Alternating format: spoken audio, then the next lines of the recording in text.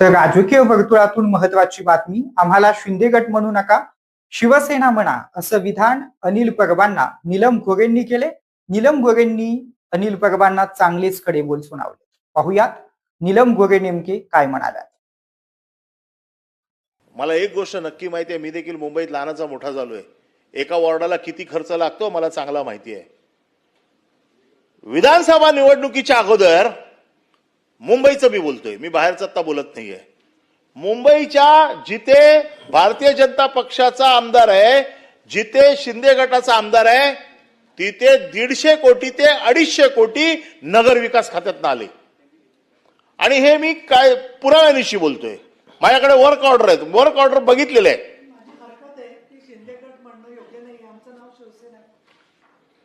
ठीक आहे, काळजी घ्या. नेतृत्व एकनाथ शिंदे यांच्या नेतृत्वाखालची शिवसेना असं म्हणा. ठीक आहे, काळजी घ्या. सुप्रीम कोर्टात डिसिजन व्हायचंय आणि सुप्रीम कोर्ट चौथा स्तंभ आहे. चौथा स्तंभ ज्या वेळेला मला सांगेल की हा पक्ष, आता कोणी सांगितलंय? इलेक्शन कमिशनने सांगितलंय. तुम्ही मूळ आपल्या विषयाकडे वळा. तुम्ही उभाटा म्हणता, म्हणजे सभागृहामध्ये, आता सभागृहामध्ये त्या दिवशी म्हटलेलं आहे मी.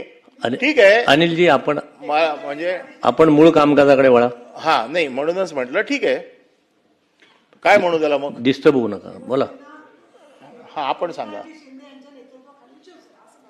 एकनाथजी शिंदे यांच्या नेतृत्वाखाली असलेल्या शिवसेनेचे नगरसेवक खुश. लाडकी